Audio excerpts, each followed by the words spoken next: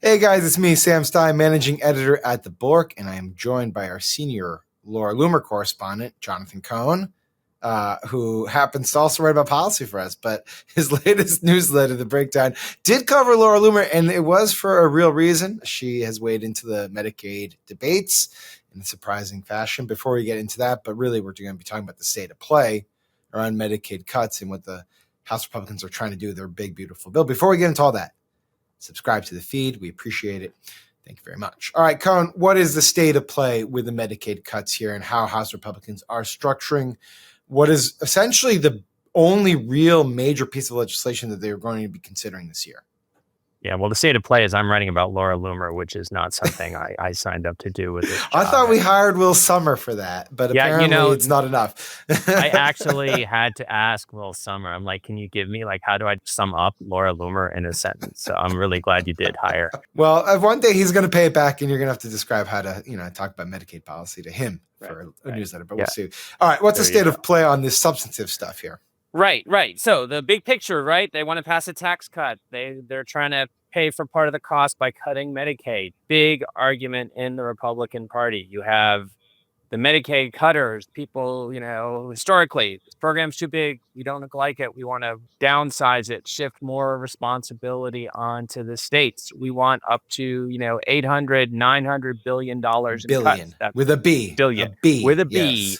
And that's over 10 years. But that's as we like to say, real money, even in Washington. Yeah. So that's the sort of push. And, on the flip side, you have moderates, and not just moderates. It's not even so much about ideology, but it's senators and House members in particular, because right now we're in the House, who are like, wait a minute, got a lot of people in my district on Medicaid, a lot more than it used to have because we've expanded it.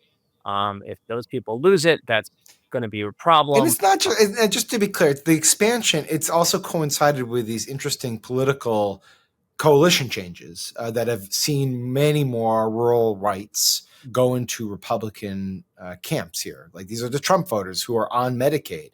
And Republicans are like, wait a second, we just recruited these people into our political coalition, and now we're going to rip apart their health care. It doesn't make much sense.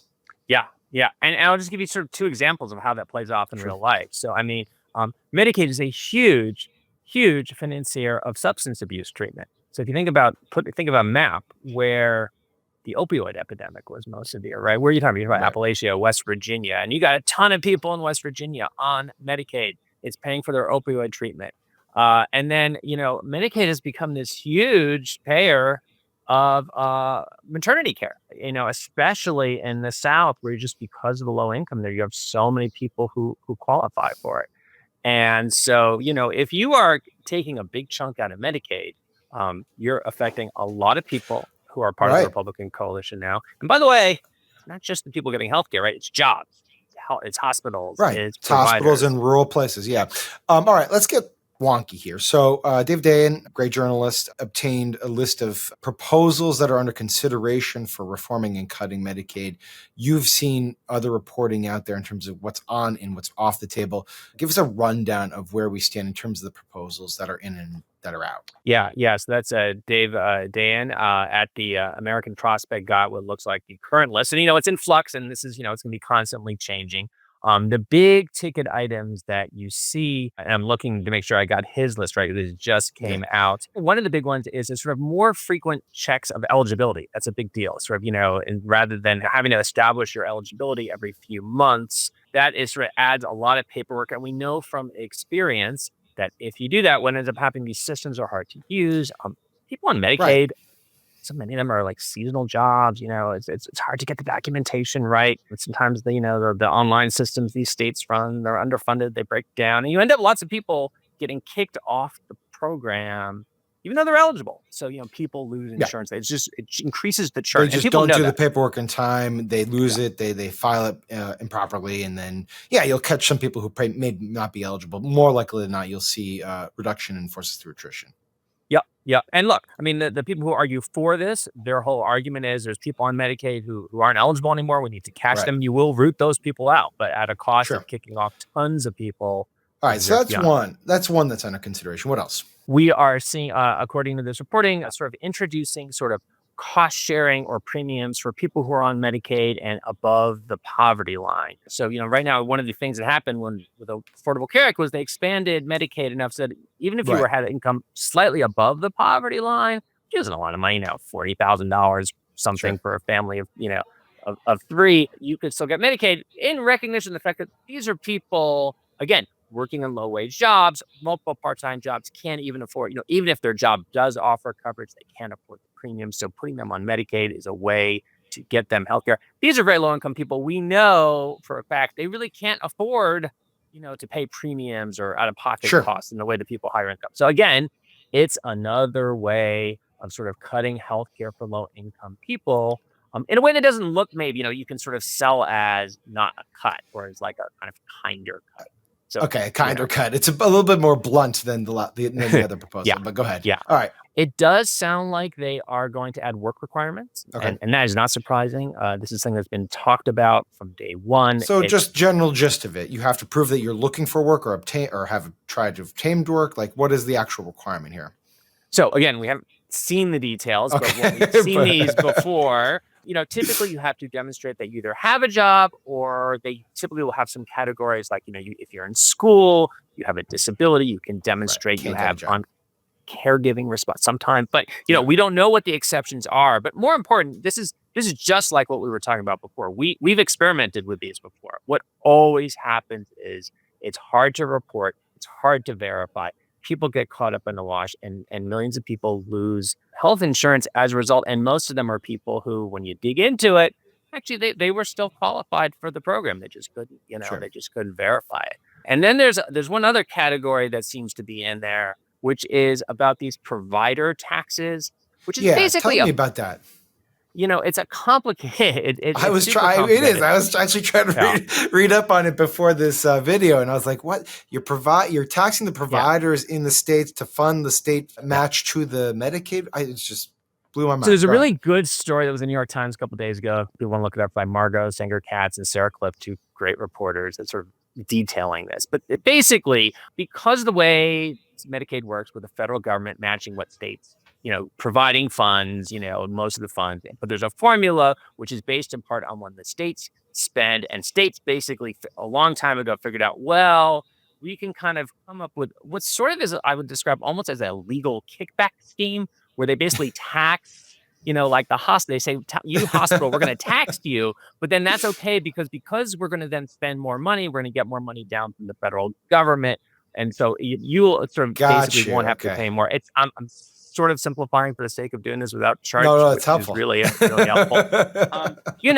And people look at this and say, okay, states are gaming the system, and that's fair. I think that's a fair description of what's happening. On the other hand, the entire healthcare system is like sort of these convoluted arrangements that have been built one on top of the other. And in Right. effect, it's a way to get more federal money into the Medicaid system.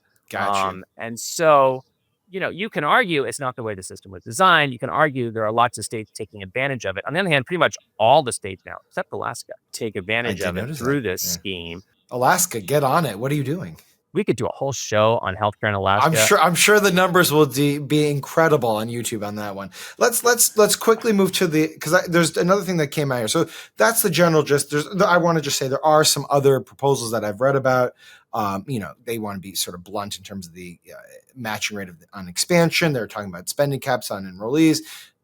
We can get to that in a second because there was another big development today, which was the CBO, the Congressional Budget Office, responded to a Democratic lawmaker letter asking for assessments on what the losses in coverage would be if you were to implement some of these proposals. And the numbers were pretty stark. I mean, we're talking about in the millions of people who would lose their healthcare coverage here. What is the sort of top line takeaways that you had from that? Yeah. So, the Democratic leaders in the House and Senate asked the Congressional Budget Office. They sort of took the biggest items that were under discussion at the time, some of which look like are definitely ending up in the bill, some of which may not. Again, a fluid negotiation. Who knows where this will be in 2 weeks, 2 months. What the CBO found was, on the one hand, yeah, if you make these changes, you can save a lot of money. You can get hundreds of billions of dollars, which again is what Republicans are trying to do. Oh, but by the way, millions of people are going to lose health insurance. Right. And typically what happens is a ton of people end up losing Medicaid coverage. Some of them find their way to other coverage, and typically it ends up that they're getting, sort of subsidized private insurance through the Affordable Care Act, through Right. healthcare.gov. But a lot of people end up uninsured. So just to give you two examples here. So we were talking before about this change in this sort of provider rates. We were just Right. speaking a minute ago. So CBO says if you make this change, again, based on the details they were provided, that you can save it looks like more than $400 billion. The federal government could save, up to more than $400 billion that way. But almost 9 million people lose Medicaid coverage, Wow. and about half of them, or a little less than half, so almost 4 million end up uninsured. So, and then that's sort of for any of these changes. I mean, we Right. could That's get the trade-off. But it's that's the always trade-off. it's More, less always different. money, less insured. Like that is the trade-off here.